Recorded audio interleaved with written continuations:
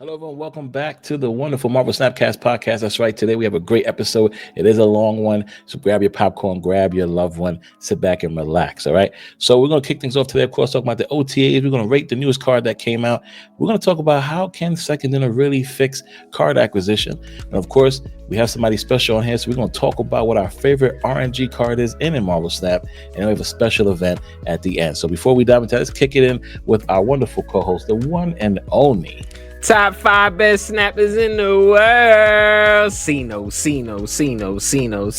because I snap that hot fire and I rep that power on all day. Let's go. What's going on, y'all? I'm good, man. How you been? Chilling, man. Same old. Been a crazy week. All right. Well, we got some stuff to talk about. So we couldn't do this without bringing one of our other Power On guests on here. This gentleman is known as Mr. RNG, putting out that amazing content. Had the pleasure hanging out with him at the Brooklyn events. You guys know him as the leader of the Midnight Gang himself, the one and only Flash. Hey, what's going on, my guy? Welcome let's go. What is going on, peeps? Tech, Cino, how y'all feeling? Chilling. We're fantastic. That's what's up. Cino, Mr. Top 5 least title defenses. How you doing? Here we go. Here we go. With this guy. We're going to do this podcast, but just to let you know, we didn't receive that 10K deposit we need to get you on the show. I we're know. still waiting for that. Let me right now. Check.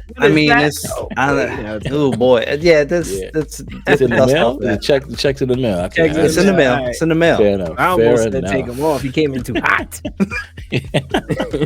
I hear that. So we're going to talk about some awesome things today. Like I said, we got a lot to dive into, so we're going to get right into it, of course, and that is talking about these wonderful OTAs that dropped today. So we have, of course, this is the biggest OTA over the air that Marvel Snap has done this whole year, right? Second Dinner has done this whole year, and it consists of a plethora of cards, including the current season pass card. Now, we've never seen something like this happen before, where 2 weeks into the season, the current season pass card gets nerfed. This is crazy. This change is not too bad, and we can start with that card, of course, and that is Surtur. So now, Satar, let me say it right, Satar, he was a 3/5. After you play this card, after you play a card with 10 or more power, it gained +3. Now they made him a 3/4, so that now, of course, he kind of goes up the scale kind of properly, right? So when you get that card down, he's a 3/7, and he goes to a 3/10, and I think that change is fine. I think that's what it should have been in the beginning. I don't think it's going to deter people from playing him or make him not as great as he is now. Nonetheless, Flash, you are the guest here today. How do you feel about this change? Necessary at this point, and it's okay for this to happen. This soon, right? I see these messages pop up on my timeline, like on Twitter and all these places where people are like, oh, you give them their money and then now they kill the cards. What'd you pay for it? It's like, listen, relax. Hey, cards aren't dead. Okay, take it easy. It lost a point of power, yes, and I will be the first to note 1 point wins and swings so many games of Marvel Snap. I understand that, but at the same time, it's okay for that. Now, if this was a nerf where it took it under the 10 threshold after the second, after the second proc, then yeah, that would probably be something to be concerning. But again, like you said, the second proc still takes it to double-digit numbers, and it still procs Scar, so it's still doing the thing you wanted to do. It just lost a point. I almost feel like they set it up this way on purpose, where it was like, let's see what this looks like if we release it at 3/5. And they were like, okay, the play rate was through the roof and it was super strong. And it was like, okay, let's take that point of power. I feel like that point of power was a fluctuating number that they left there. Yeah, they probably was like, we're going to do some changes. Let's see how it is first. I agree with that. Good call. And it's a live service game, so it's okay to do that. That's the point of this. This is what these OTAs are for. So everybody calm down. Everybody relax. Because let's not forget, they can't do this in other... Look, I've been playing card games a long time. I play a lot of Magic. Magic been around for 30 plus years. You can't do this in Magic because they print the physical cards. Once the cards are out, they're out. So it takes a card to be absolutely off the wall broken for them to have to ban it, because now they have to tell you all those cards that you pull from packs, the cards that you bought individually, You can't play that in the standard format anymore. That's done. So it takes so much for them to have to do that. They don't want to do that. Snap is a live service game. It's digital. It's like, you know what? OTA, let's adjust the numbers. Boom. Let's add a point this week. Boom. Or whenever the next OTA, 3 weeks from now. All right, let's add another point back or take another point away. That's what this is supposed to be. Period. This is what it is for. That's why they're here.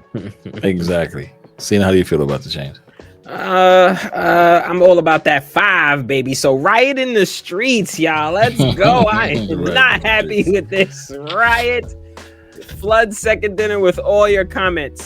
Bring Surtar, whatever you want to call him. Bring it back to 5, baby, because I am all about that 5. Now, I'm not thrilled about it, but I don't think it's a massive big deal. You know what I mean? It's just down to 3-4, like you said. Was a little cracked, was a little OP. So yeah, makes sense to balance. I'm not crazy about it. I love that 3-5, but you know, gotta balance. Of course, you gotta balance. It was like Elsa, right? When she was out and she was broken. I do miss that broken Elsa. I do miss that broken Elsa. Especially with Silk. It was just so crazy. Bring that back. Then we have Agent Venom. Now, Agent Venom, we all knew he was a great season pass card. I said he was probably the best season pass card of this year, and they said, you know what, Tech, I think you're right. We're going to have to make some stat changes here. So he was a 2-4. Set every card in your deck base to 4. Now he's a 2-5. So they give him an extra power, but then they brought down that power he sets to 3. Now this is still not bad, of course. I think 3 also works with Bass now and hit all those other cards. You don't have to worry about, oh, I hit this card and now if I play Bass is going to bring it down. I think the 3 is a perfect number for this, and I think Agent Venom still is going to get as much play as he does now, and I think it was a great change. It was well needed. So, how do you feel about it? Yeah, like I was just saying about Surtur, balance, right? So that bounce deck was getting crazy, right? Plus the Iron Man getting buffed and all that was getting insane. So it had to be brought down just a tad, and it's still not a bad card, right? But it's like Tech was saying, it's almost like a reverse Bass, you know what I mean? So it's still very valuable, still cracked, but it was much needed. Facts. How about you, Flash? Yeah, I agree 100%. It's not like we didn't know this was coming. Agent Venom was super strong. It accounted for so much points across the board. Once that your Agent Venom on turn 2 was your snap condition in the decks that it was in, right? So if you know that you had it in hand, it was coming down on turn 2, you just go ahead and snap. Especially if you didn't have those things you wanted to hit in hand. Oh, it's an instant snap. And it's a 2-5 now, right? So right. So even 2-5, that's even more dope. Right. Yeah. It still gives 3. It's still hitting your Iron Man. That 5, baby. Your Eats. It's still doing the strong Thenas. It's still doing the strong things. Now it's just kind of like, it's not inherently tied to Bass. A lot of those decks had Bass and Agent Venom. So like now you can do it with much more confidence of like, well, now that 1 point that some people were concerned about, like, I don't want to lose that 1 point. The Agent Venom made it 4. I don't want to Bass now. Now you're not even thinking about that. Now you can play Bass and Agent Venom together indiscriminately and not even have to worry about it. You're just like, yeah, sure. Play them both. Iron Man, Sage, Mystique, the whole gang, just everybody. That mid-range deck is still going to be very good. Just 100%. 100%. Then we go to Scar, which was directly affected with Sitar.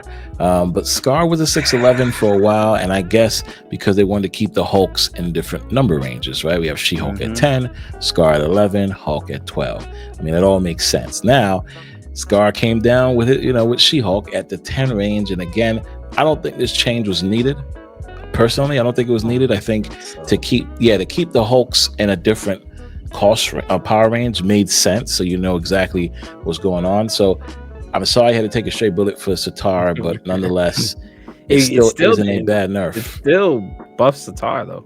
No, it does, but they took a bullet because it's like, hey, if we made like Sitar 10. What bullet? What's the purpose of the bullet? My point. Well, if we read it here, it says Scar has been. So what's the purpose of taking? I know, but it's just saying Scar has been a bit scary internally from time to time, but really made big waves in the live metagame. However, before Sitar debuted, Scar was far and away from the best card in that deck.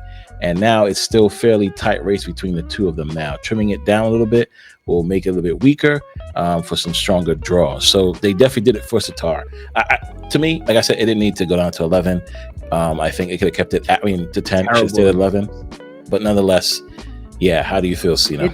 It's a terrible explanation. I hated it. Number one. Number two. I just being honest, bro. That was trash. Yeah. But it did not. You know what? I liked Scar at the way he was because he was different, because it made him unique. You know what I mean? Like you say, now he's just like the rest of the Hulks, even less than regular Hulk. He's the regular Hulk's a 12.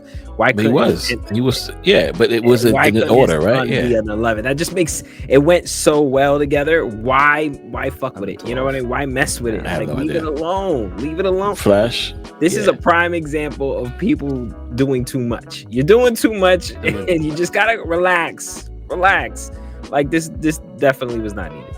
So I hate it. Yeah, I don't think it was needed.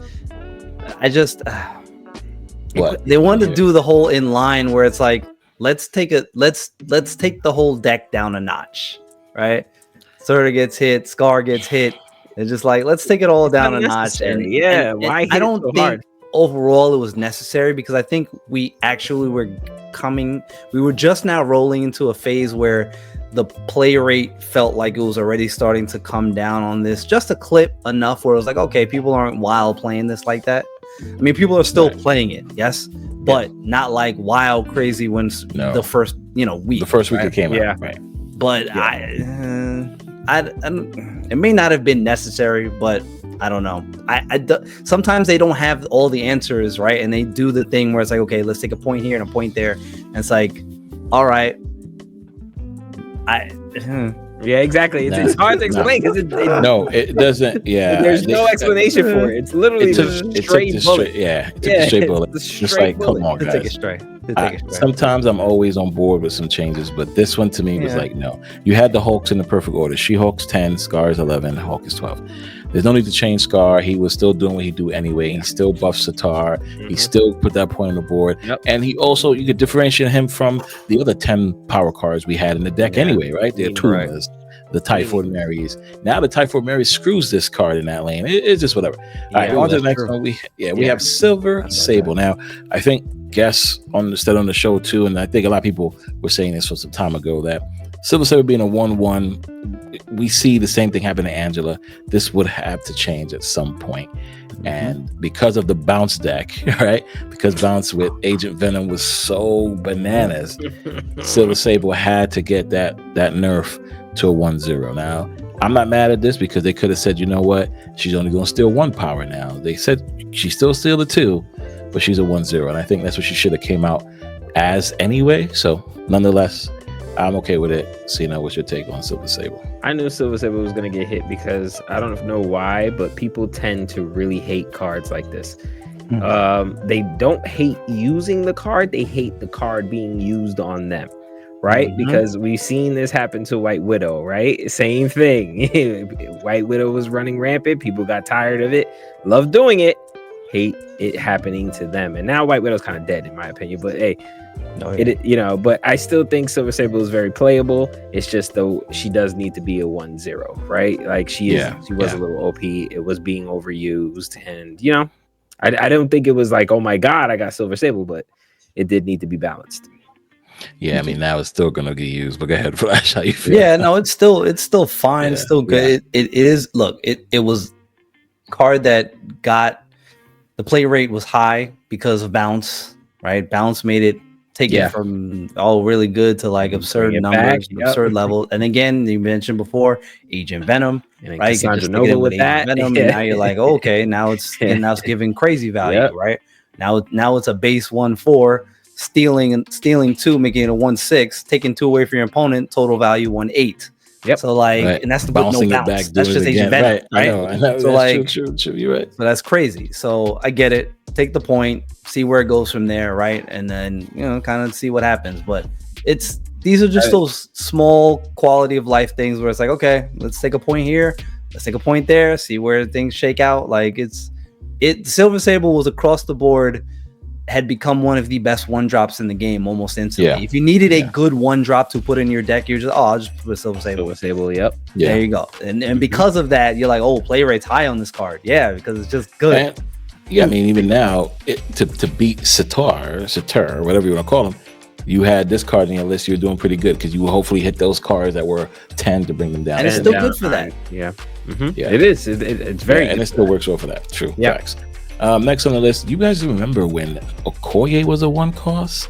She was in every deck. Okoye was the best 1-cost card. I think that was before launch. That was beta time. That was it's beta time. Yeah, that was before launch. Listen, you guys just think about that. But hold on, listeners and watchers, think about that.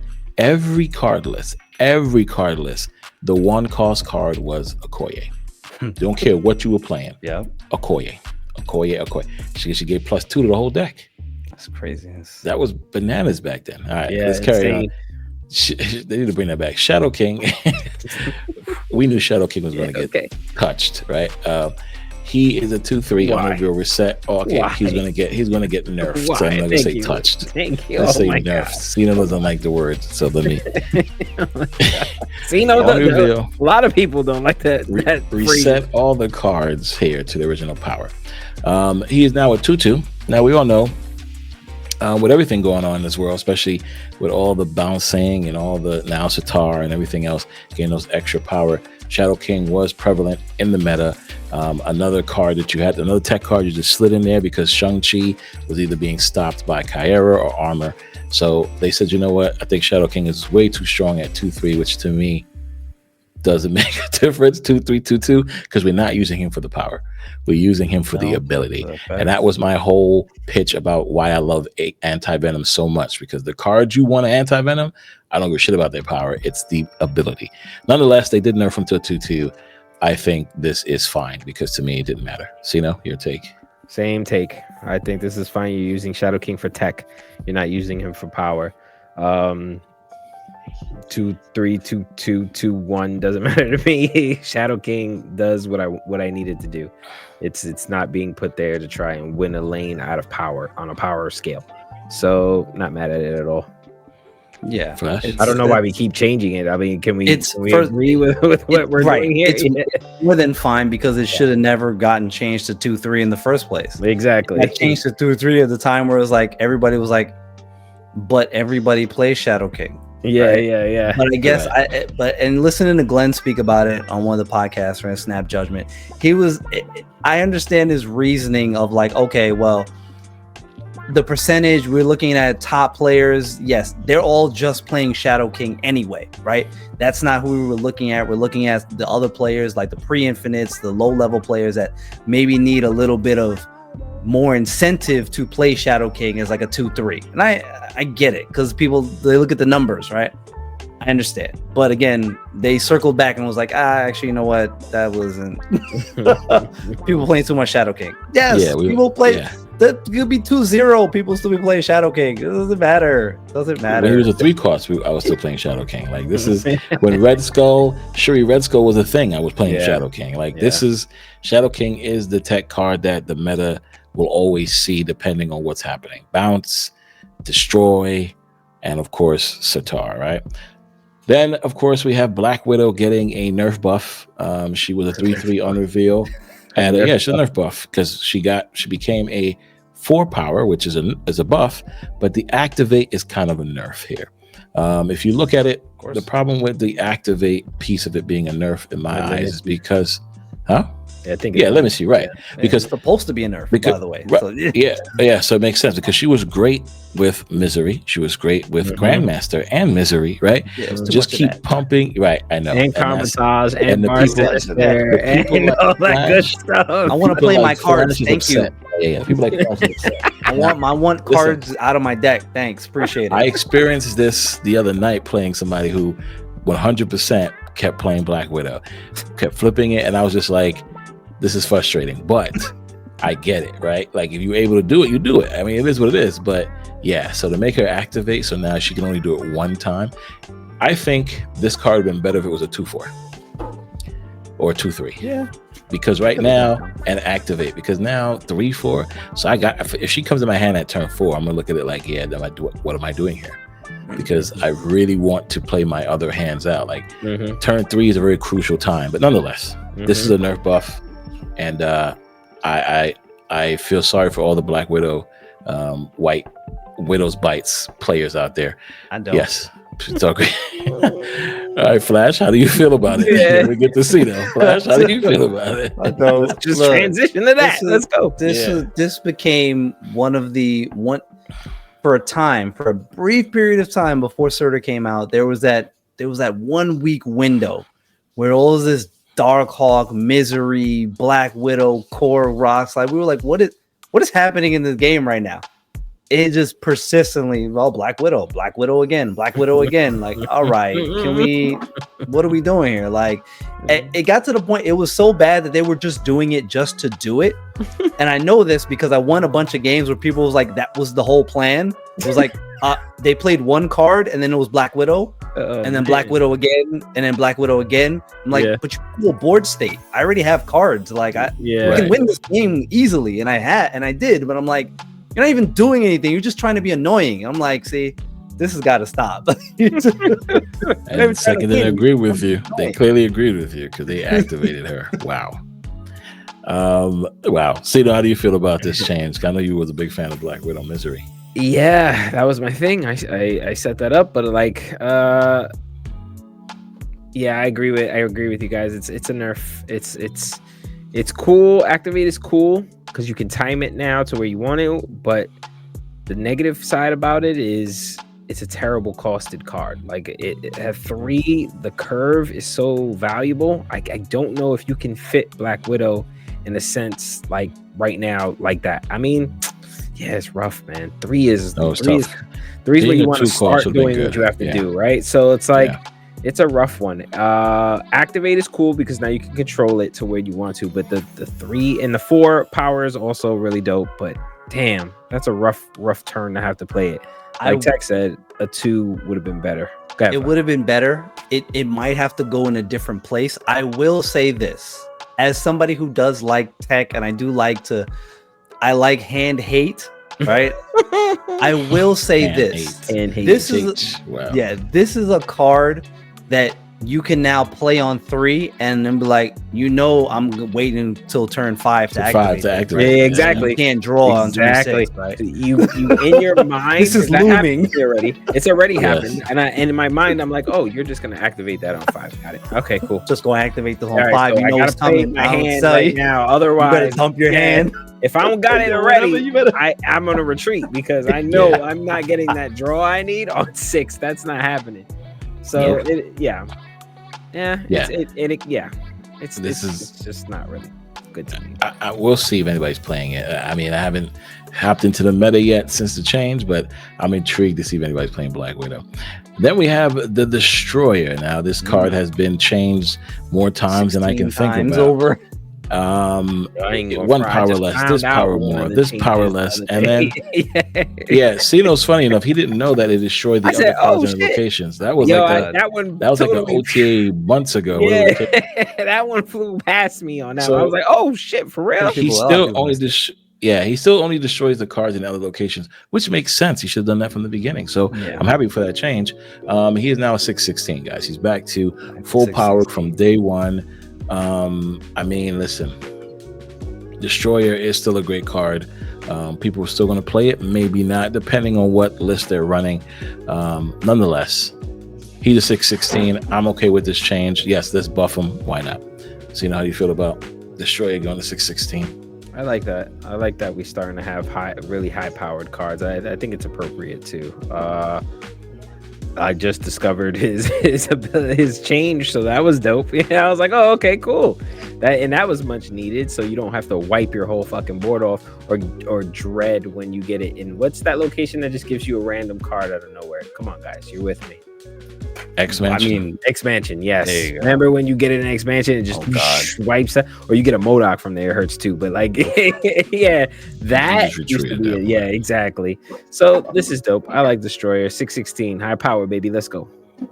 Flash. Yeah, I'm with it. I like big points. Destroyer should be 16. Like that's crazy for what it does. The downside is wild, so it should be 16. And paired with Nimrod now is gonna be insane, right? Yeah, 16 is a great number. 16 puts it back into the realm of like, all right, you might see some people trying to make Destroyer work, because 16 is crazy power for. Yes, it has a huge downside, but you can at least, you know, mitigate it, right? You can throw it up on the Cosmo. You can put armor in the other lanes. You can play it with Bucky Barnes. There's, you know, upcoming card we're about to talk about, but like there might be a little bit more Destroyer, you know, out there. You can play it with Surtur.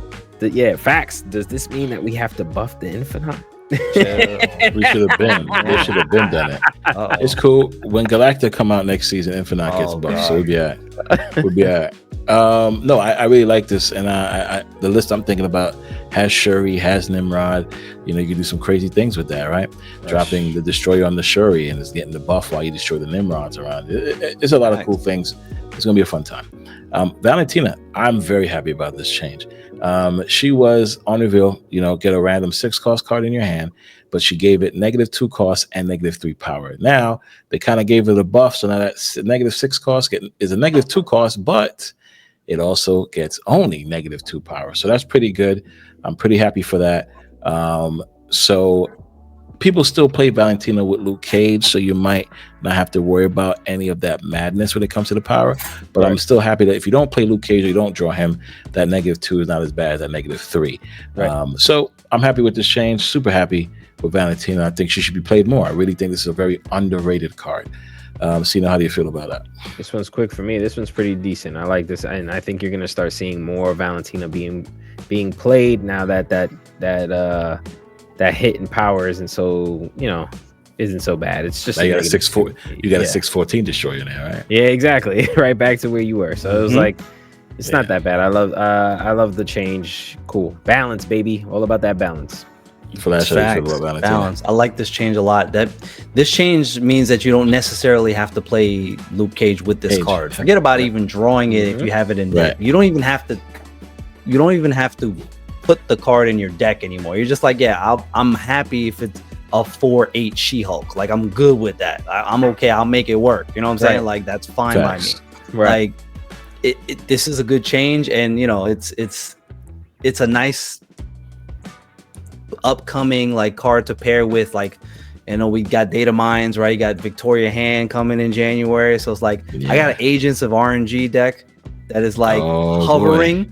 It's like hovering in the middle of like this actually might be something, right? And like this change to Valentina with Victoria Hand coming with the ability that she has, I'm like, that deck might be a little bit more playable than people want. Don't get too attached to those Data Mine cards. But I think, never that. Not when they're 2 months out. I know. Yeah. But this change to Valentina, I think, was the prep for that. So we'll see what happens with Victoria Hand. It's gonna be a good. The next 2 months are gonna be epic. Crazy. I'm super excited for it. All right, we got Winter Soldier Bucky Barnes finally getting some love. It's been a while, right? Bucky's been in the game since beta, and he hasn't got any changes done to him. But with the new Thunderbolts movie coming out, looks like everybody's pumped. They had to give Winter Soldier and Bucky Barnes that love, making him a 2/7 from a 2/6. I think it could have been a 2/8. That was just me. But nonetheless, I don't think 2/8 would have been a problem. Yeah, I think 2/8 would have been good, right? But I get it. It still gives a problem to Venom, right? Because Venom, bro. Like, if it's 2/8, I'm putting this back in my destroyer right away. Exactly. Let me get that Flash. That is my point. It should have been a 2/8 because to 2/7 for me, I still don't want to play Bucky Barnes. Still not going to play Bucky Barnes. No. 2/8, however, I'll put him in any card list. Yeah, Carnage, Bucky. That's it. I just need those two on the list because I'm going to play it. True. That's a 2/7. 2/7 is not bad at all. What do you mean you don't care? Not bad at all. So, when's the last time you played Bucky Barnes? No, exactly, because it was 2/6. Now it's 2/7. Yeah, but you're not. Shut your mouth. 2/7 is not. Bro, there is too many. Was annoying at 6 anyway. Bro, stop. There's so many better cards to put in the deck anyway, now. Bro. Okay, let me hear your take. Go ahead. Once you see Bucky played, if you had armor in your card list, you were praying that you either had it in your hand or it was coming up top deck, so you could just snipe that and get that armor on Bucky so it didn't proc. Because Bucky, because it was annoying as fuck.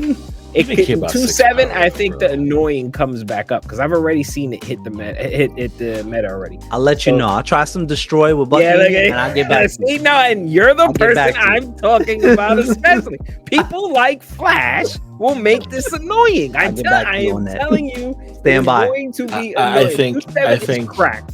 I think people and honestly, play. I don't think it needed it. Just my opinion. I just think people are going to play it right now because of the OTAs, but blink tomorrow and we're going to be like, yeah, back to my original destroy cards. I just feel that way. Nonetheless, Flash this week. And it's a good buff for fun. I like it just because, again, it's destroy. A point of power on a card that has a low play rate and is generally for early, CL players. Correct. It's fine. It's I get it. You can't like through the moon buff it, because then it's like, okay, the context of the card changes and it gets overpowered for the early game, and you don't want that balance, that unbalance. So I get it. I like it though. It's fine. 2/7 like Texas. I'd like it to be 2/8, because then I'd be like, well, let me get that. I'm playing the Carnage and the other stuff, and then Venom right after it. A 2/8 on the board is great. Yeah. I'll tell you what though, 2/7 in a package, even at 7, I get what Stino was saying, because even at 7, with a Guys, small for my package, audio listeners, if you're Flash doing has like a smirk on his face right if now, you're when he doing says like 2/7. other things and you insert the small package of like Carnage and Bucky, and just like you're still doing other things, you might have whatever else you Hood. There's a lot of other like those Hood, the Demon, and Bucky in the same lane. Cracked. Debris. Cracked. Debris. Okay. All right. Listen, listeners, We're about to watchers, the most annoying deck. let me know down below. See? Are you playing Bucky Barnes now after this change? That's all I'm gonna know. That's what I'm gonna know. And we still got some awesome changes to go. We have Jessica Jones. She hasn't been touched. Sorry, she hasn't been changed since, of course, the beginning of the beta when she came out. And her going to a 4+5 is phenomenal. This does not proc Sitar, so make sure you understand that, because Sitar only works when you play a 10 power card. However, it puts in Shang-Chi range, but again, this is a great card. You can play it on the last turn. You can play it on turn 5, going to turn 6. Of course, you always protect this with Storm you can't protect it with Storm anymore because Storm is a 4 cost. You can protect this with Armor. You can put this in the armor lane and just let it do its thing. I'm thinking classic. Don't proc Surtur, but it'll proc Scar. Yeah, it will still proc Scar, right? I'm thinking about the classic Infinite Sunspot deck. You got Sunspot on 1, Armor on 2, Storm on 3, right? Then you play Jessica Jones in the Armor or Storm lane, right? Then you skip turn 5, and then voila, Infinite. Those were the good days. That was a good day. Nonetheless, how do you guys feel about the Jessica Jones change? Go ahead, Flash. Start with you. I like it. Just this one point takes the card and puts a little bit more eyes on it, where people are like, oh, maybe I do want to play Jessica Jones and I haven't, right? And it gives it adds another nice piece, a much more attractive piece for people who are still rolling through Series 3, getting their stuff together, building up their collection. They're like, oh, maybe I will play Jessica Jones for longer than I would have normally, right? And again, for us, like later players, were like, I'll try it. Sure, I can maybe get something to work. But it's like, it procs Scar. You could put this in that deck now. Like, you really could put this in that deck. So it's like, okay, Jessica might get in the rotation. Maybe you don't have one of the other cards. Jessica becomes an option. You don't have the Atuma, you don't have the Call Obsidian, because people don't. You're right. And they have been asking when I played the Sitar deck, what can I substitute for Call? Or what can I substitute for? Yeah, now Jessica Jones it is. Now, but of course, it doesn't buck Sitar, but it does help out the 6/10 Scar. Okay. So, how'd you take on Jessica Jones? I'm sorry about that. I like it. I like it. I love that it's all about that 5, like I said before. Yeah, I hear that. Love that it goes up to a 4/10. That's great too. Great stat line right there. It's a shame about Storm. It's a shame about Storm. It is a big Bro, give me back my 3 costs. But Glenn, I don't know if you guys seen the tweet. Glenn, they are talking about changes for Storm, so hopefully they put her back to where she was. Who knows? Maybe they make her activate. Who knows? Either way, that would be correct. That'd be a problem. Nonetheless, let's go on to the next card. This is a card that means talk about all the time. We kind of argue about it. I feel Heimdall is him giving a 6/10 proves my point that nobody's playing this card at all. They gave him the buff because they want people to play the card, I think no, it's the truth. I mean, you see that, right? That's Your what second dinner. truth. No, the truth. Second dinner does that all the time. They give plus to cards so that they can be played, or remove the power so they don't be played as much. And in this case, exactly what they did here with Heimdall. I think the move package now, the basic move package, we'll go basic, does not need or utilize Heimdall anymore. Heimdall is very, what's what I'm looking for? Very, people know exactly what's going to happen. Unless they don't have Heimdall Madam plays. Web. Predictable. Right. Predictable. Yeah, of course. They don't have Mana Web different, right? Very predictable, right? So I think the current move package does not have Heimdall. Everybody's playing either Madam Web or they're doing other things to move cards around. That's just my take on it. Nonetheless, I'm happy for this because this will make me want to play Heimdall. 610 is a great power to drop on that final turn and then shift cards into the left. I think this is a very yes, and it procs Surtur is what I'm trying to say. This is great. They did this change is phenomenal, so I'm happy they did this. So your take on Heimdall and the 610 change. Don't play much move, so this doesn't really like move me, but like no pun intended. That was pretty good. But yeah, 610 great. More power. I'm all about it, baby. Let's go. Keep buffing. What about First of all, Heimdall should have been 610 a long damn time ago. Because remember when they were making adjustments to Shang-Chi and every card that was an 8 went to 9 and Heimdall kept was down here and they kept refusing to move it up. Every card went up with the threshold, and because of Shang went up, everything else went up, but Heimdall didn't. Like this should have happened months ago. Like Heimdall should have been a 610 so long ago. Fact.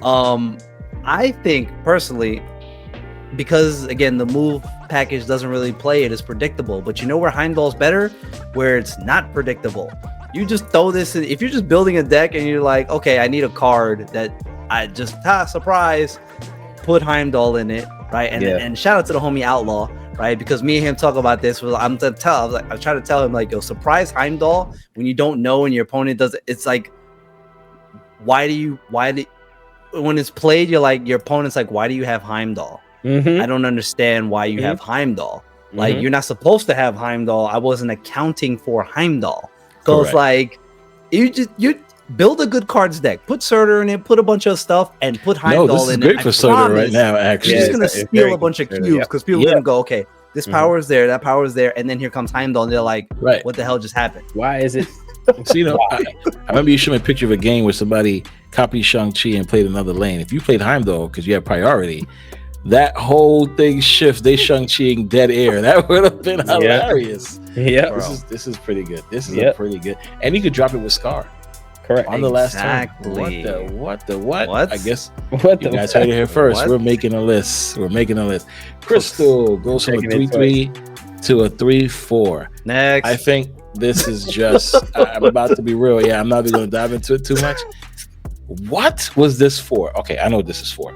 This is for you to play on turn 5 when your opponent has Black Widow on the field, right? So you're about to hit you with the activate. You go, let me draw my card.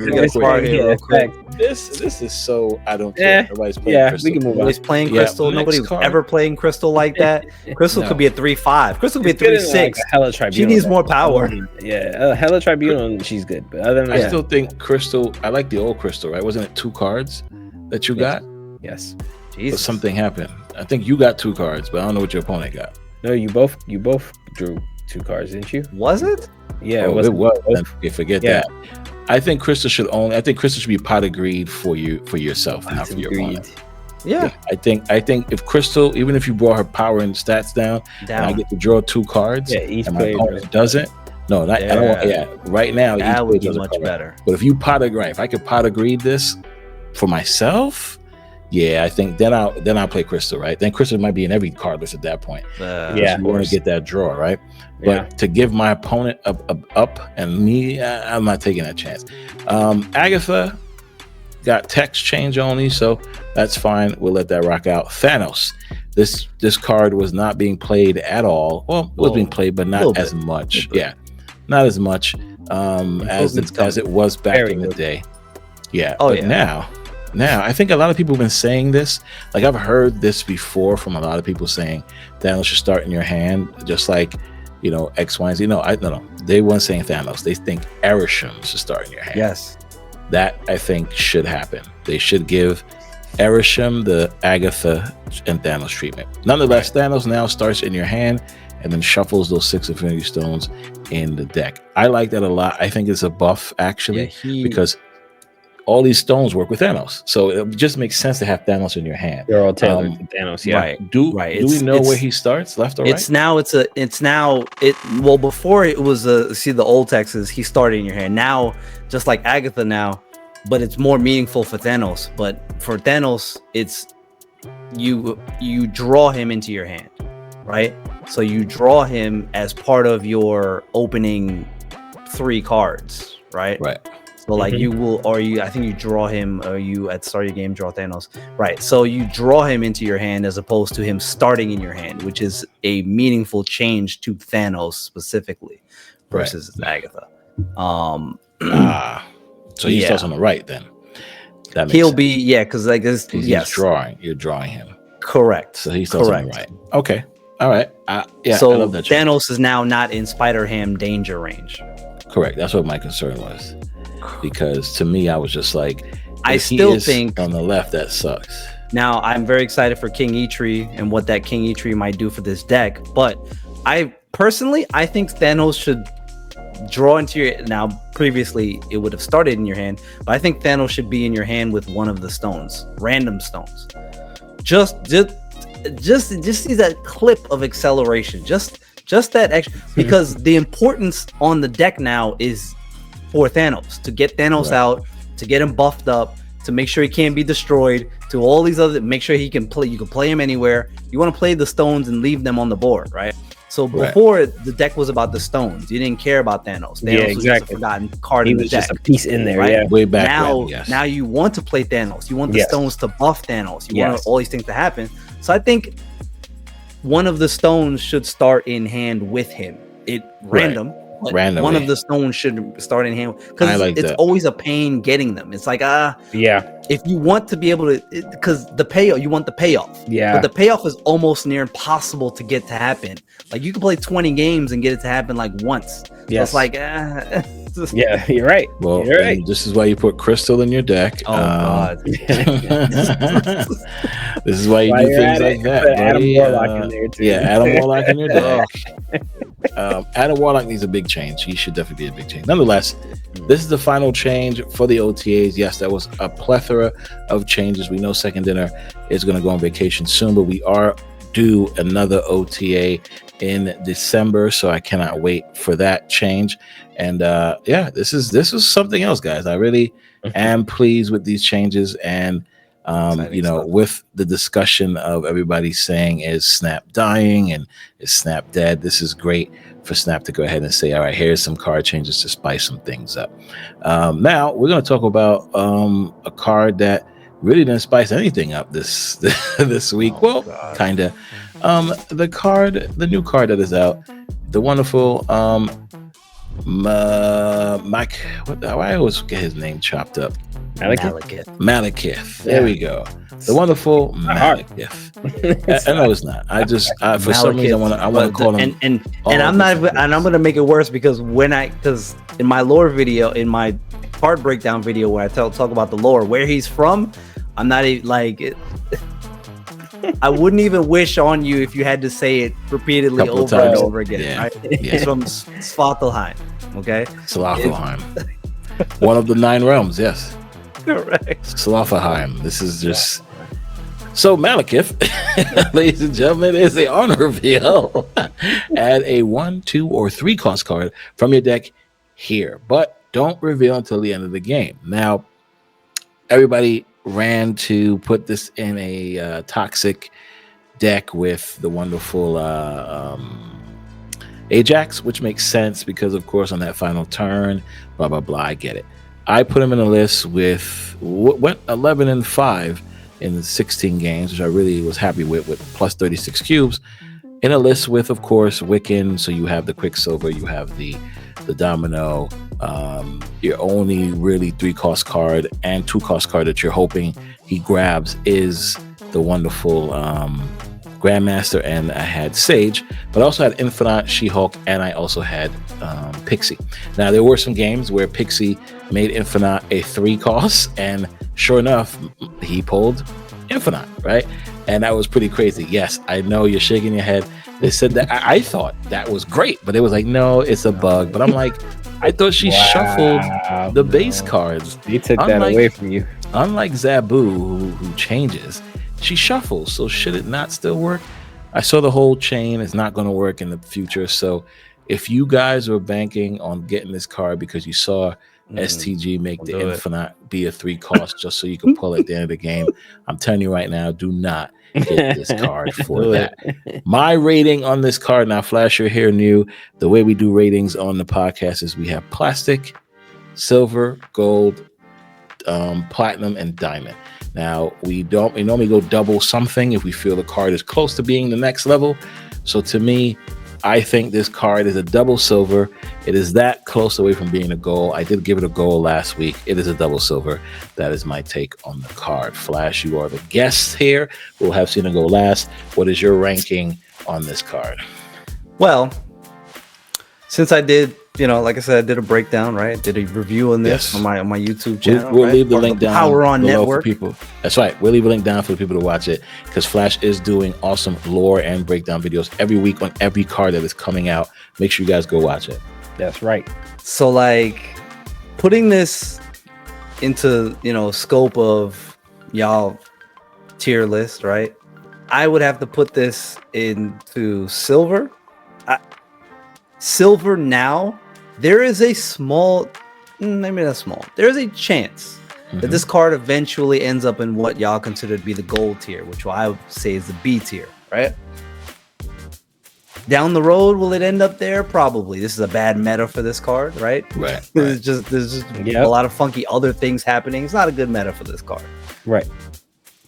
When I do these breakdowns, I do my reviews, I do them with certain player base in mind, which is that of people that a lot of people in my community are people that don't have all the cards.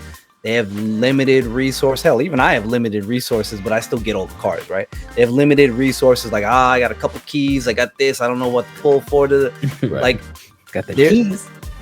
There are easy for me. There are easily identifiable cards that are like, no, Malekith is a. And my things are called, it's yeah or nah. This is a nah, right? You don't need this. This is a skip. Frigga was a skip. You don't need the places these cards go didn't make the decks they went in much better. It was like, oh my god, right. It's not like Agent Venom. It's not like Surtur, right? Surtur took the Tens deck and made it meta. The Tens deck was like, it's okay, it's fine. You can maybe you can steal a game here and there, but it's missing something. Right. Surtur was like, boop, here's the thing that you're missing. Now it's a meta deck. Period. Just like that. Yeah. Right. That's not what Malekith is. That's not what Frigga is. It's what Gore is. So if you waiting to use keys or something, go ahead and get you that Gore, the God Gore, right? Fenris Wolf is another card that's going to be very strong, right? So like Malekith and Frigga is like, okay, that's fun, but do you need this? No, you don't need this. It's not doing. You're just like, oh, I need to get Malekith because no, you don't. Yeah, you're right. You don't need to get Malekith for anything. If you got all the cards and you're getting them, then yeah, sure, fun. And go ahead and get it. But otherwise, it's like, I didn't even make a video on it. So I know we make videos on the cards that I play. I didn't make one for Malekith. It's not because I didn't. Maybe I didn't want to. I was fall asleep doing. Plus, Cosmo and Alioth are way too prominent in the meta right now. This is an unrevealed card. I'm just gonna drop my Alioth. I don't even care what the card is. I'm gonna just drop Alioth over there just cause. Like, yep, that's fair. So your take on the card. I'm gonna give this card a silver just because it brought out the Alioths. I hate Alioth. Hate Alioth. No, it's a. I liked Not My Dance's version of a toxic list that he made with this. It was really interesting. That one really flowed well. But other than that, I think this card might be good for early lists, like early collection players who are playing. This would be kind of cracked. So if they wanted to get this card, I think that would be in their best interest. But like if you're more advanced already, like Flash was saying, and I don't see you needing Malekith. No, we got Super Giant. We got Visible Giants Man. is basically Yeah. And before the people come with the pitchforks and the flash this, yes, I am aware of the deck thinning applications that yes, offers. Yeah. I understand that. Yes. But I promise you, America Chavez, this is not. America Chavez did what she needed to do for free. You didn't have to play America Chavez for her to thin your deck. Yeah, right? She made your deck pretty much 11 cards for the first 5 turns of the game, right? Malekith is not doing that because you still have to play the card on turn 4 or turn 5 to get the thinning of your deck application to happen. Like, and like, let's all again, let's all calm down here. Okay, Flash I get it. Some very smart and very good players like, oh, deck thinning. Flash been through some shit in this meta, in this world. He been through some shit in the Snap world. I understand. All right. I understand the deck thinning. We all miss America Chavez. Okay, I get it. But come on. Let's pump the brakes a little bit. Yes, the deck thinning is fine, but this isn't like the deck thinning is, oh my god, like this is cracked. Let's take it easy. Let's take it I'm down with you, man. Like I said, I had the video to make, and I was just like, oh, 73%. Win rate, all this. I'm like, you know what? I don't need the comments, people getting mad at me. I got this card tech, and this card is trash. This shit is hot garbage. I'm like, you know what? You guys are right. It is hot garbage, because I'm sure I won those games with other cards in the deck. Yeah. So you know what? Shout out to Juice G. This card is boo-boo. Like he said, it's boo-boo. It's trash. It's buns, right? We're gonna put the buns. You know, we're gonna add that right below plastic. If a card is worth the plastic, it's buns. All right, that's what it is. Because wow. All right, listen, man. That's how I take on that. I mean, guys, again, if you have the resources and you want to do it, by all means. But I totally agree with Flash and Cino. You don't need this card. Do not waste your tokens on this card, because the next 2 cards coming out, we really strongly believe everybody should get, which is Fenris Wolf cards, and then all the good stuff Butcher. coming out in next December. Month. Yeah, come on. Oh my goodness! Play the game, stack your keys up, and get ready to have some fun. Yeah, because it's definitely the next 2 you're gonna want. Now, speaking of that, Second Dinner have a big task on their hands coming up for 2025.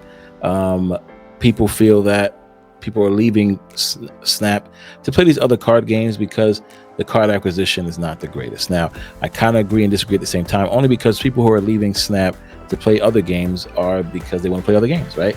They don't have the issue of worrying about card acquisitions because they're getting the cards. Yes, right, Flash? What you want to say? You say? No, you're right. I'm just one of those people in a way, like the people, like other games. The game. Yeah, you like other games, so you want to play, right? I play Pokemon. I play the Bazaar. We don't say the Snap here on this. We don't say Pokemon on this. All right, yeah. Save that for your other podcast.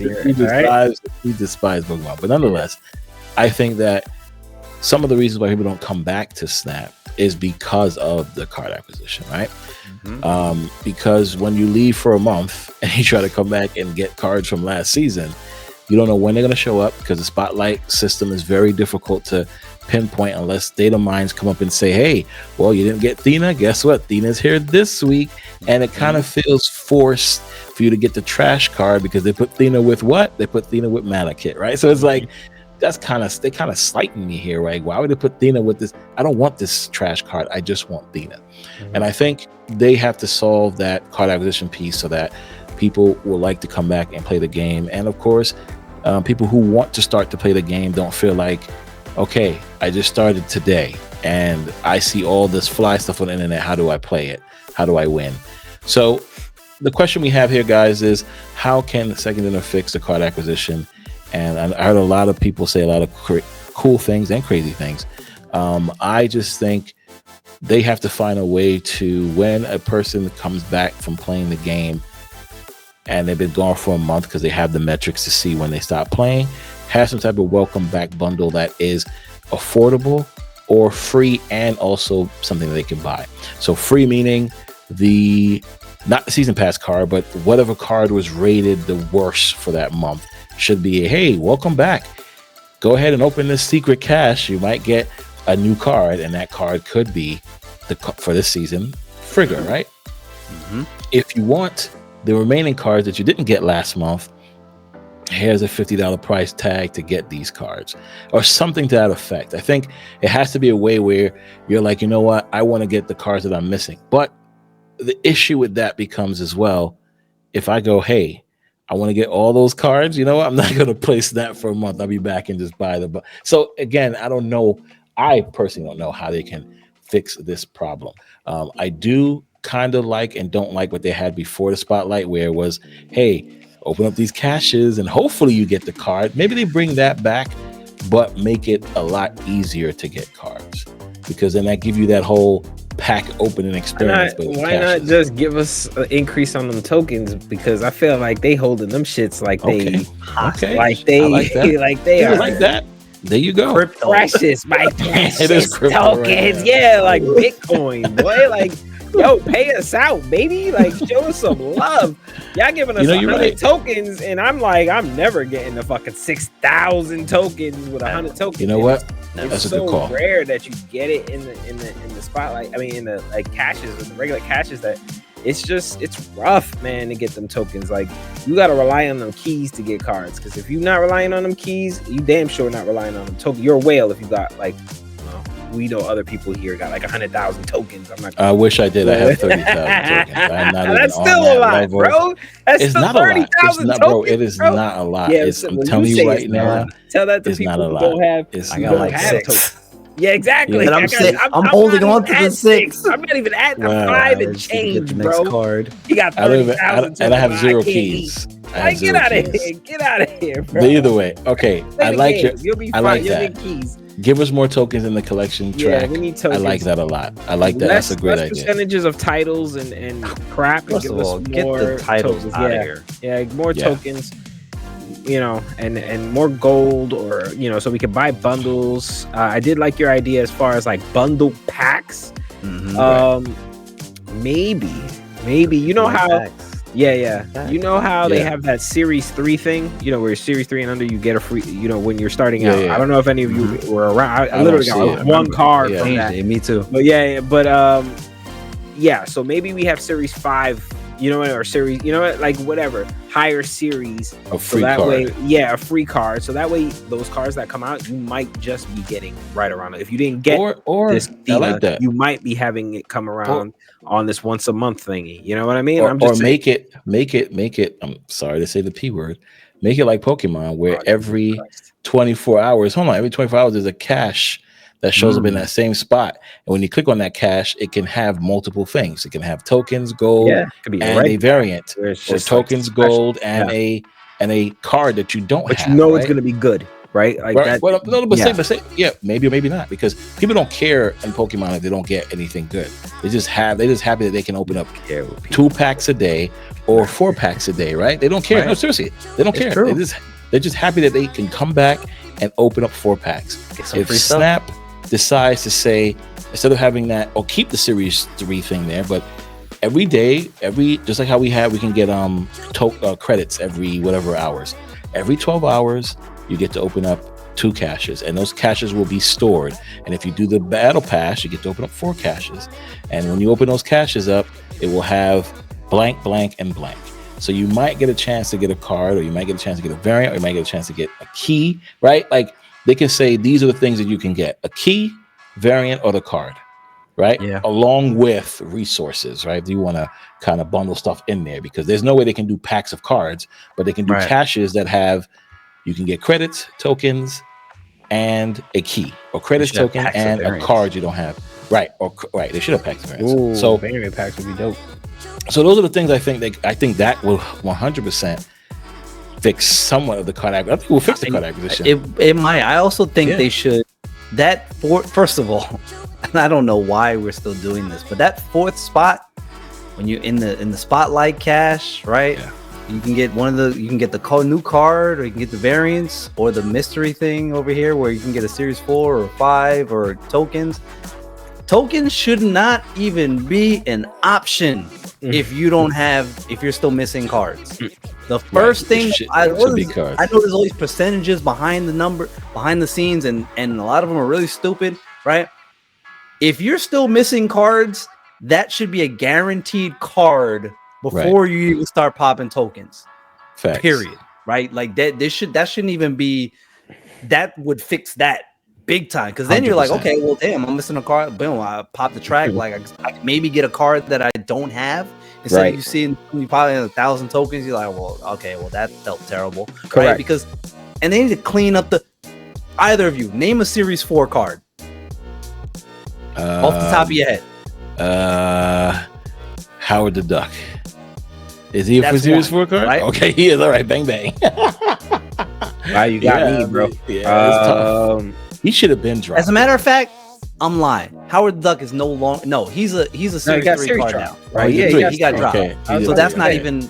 No. So 4. This is my point. No idea. Series 4 is like this big, right? Series 5 is like.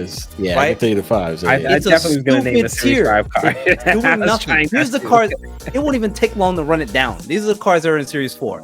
Agony, Dakin, Darkhawk, Ghost Spider. I was going to say Darkhawk. Gladiator, Havoc, Hercules, Hitmonkey, Jean Grey, Kitty, Null, LDS, Legion, MODOK, Man-Thing, Meek, Mobius, Nebula, Nimrod, Phoenix Force, Ravona, Selene, Silk, Snowguard, Spider-Ham, Tribunal, and Zabu. Snowguard. What are these cards doing in this tier? I felt like that needed like the DMX song. Yeah, he named all the names. Rona. Exactly what it felt like.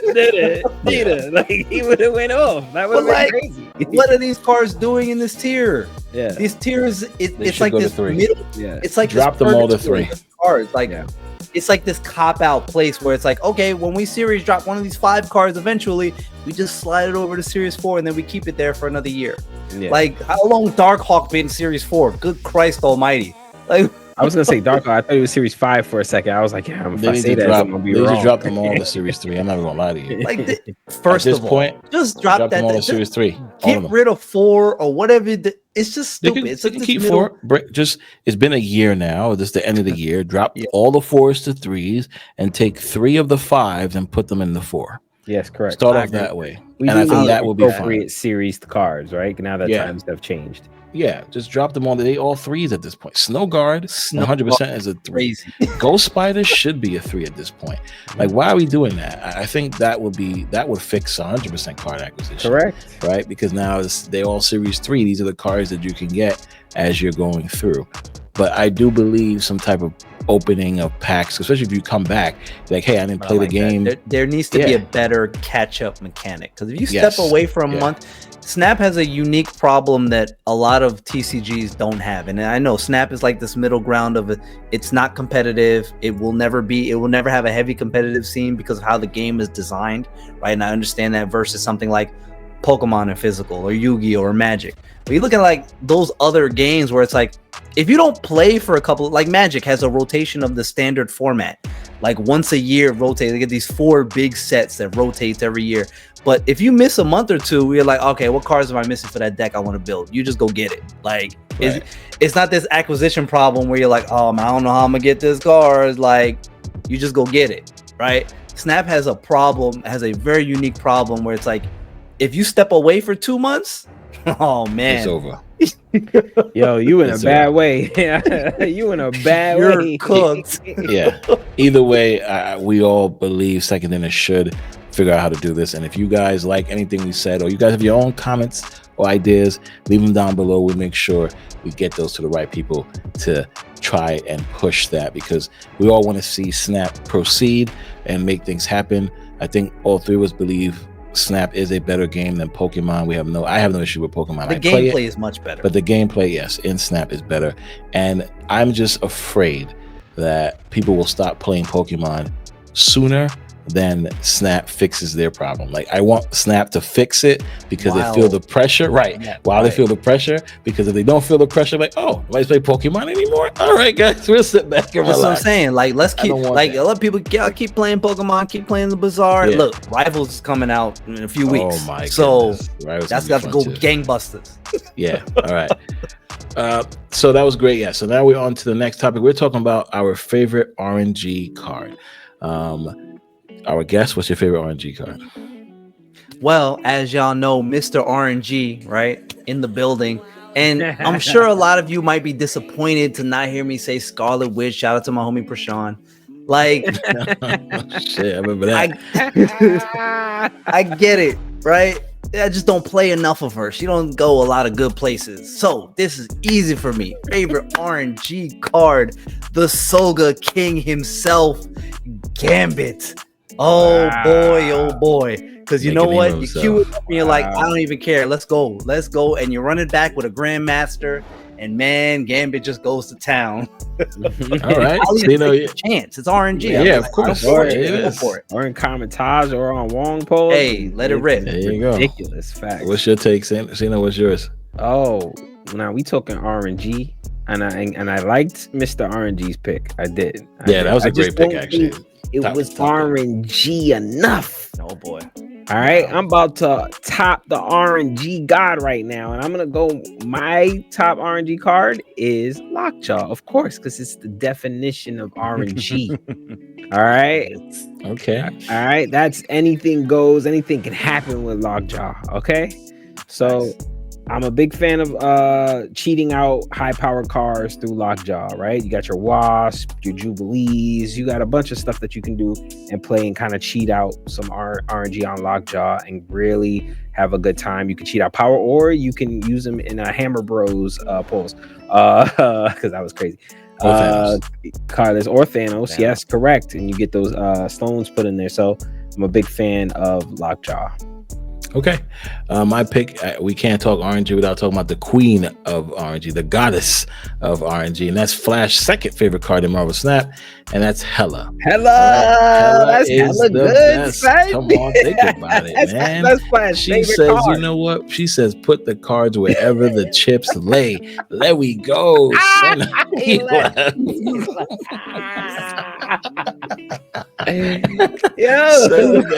Send them cards wherever they go.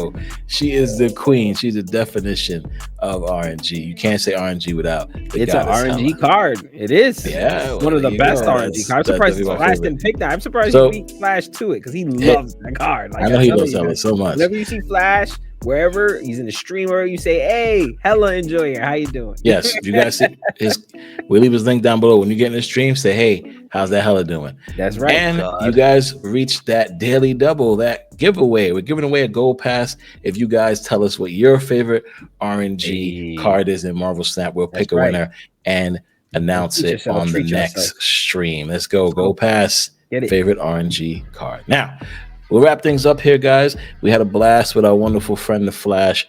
As always, Power On all day, every day. Right. And to talk about Power On, we also have an event happening this wonderful end of the month on November 25th. It is the Fortnite Platinum Power Tournament. It's our first Fortnite tournament, and it's hosted and casted by It's Your Man Smooth Out.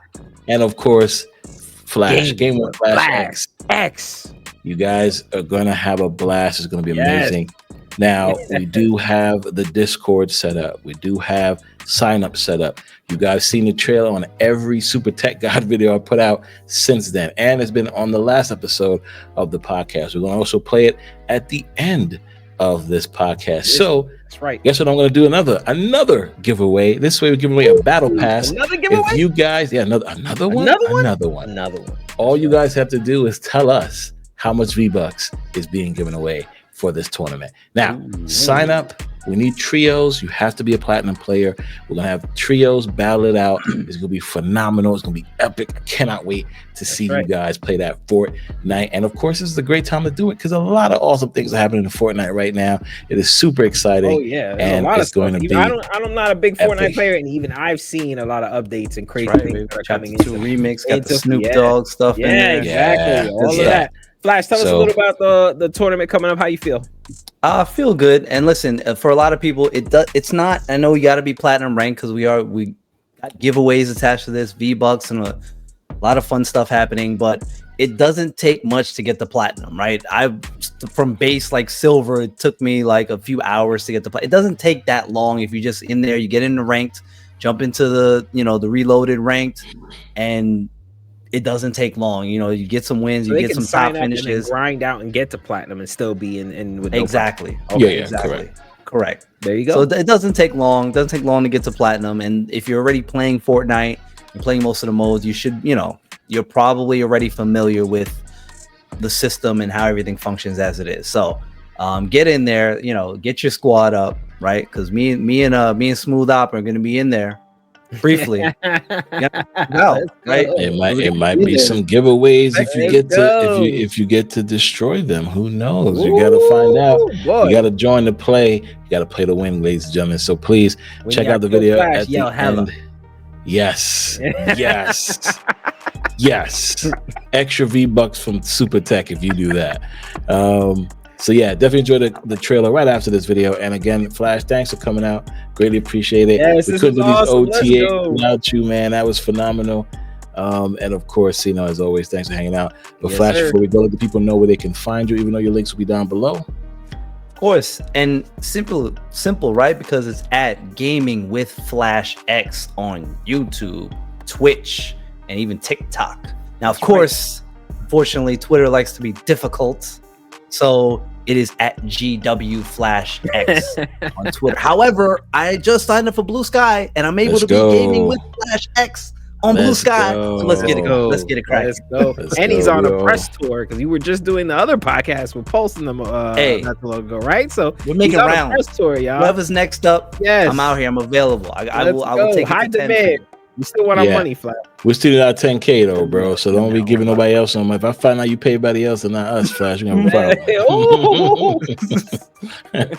All right, guys. Thanks for hanging out. We'll see you guys later, y'all. Peace.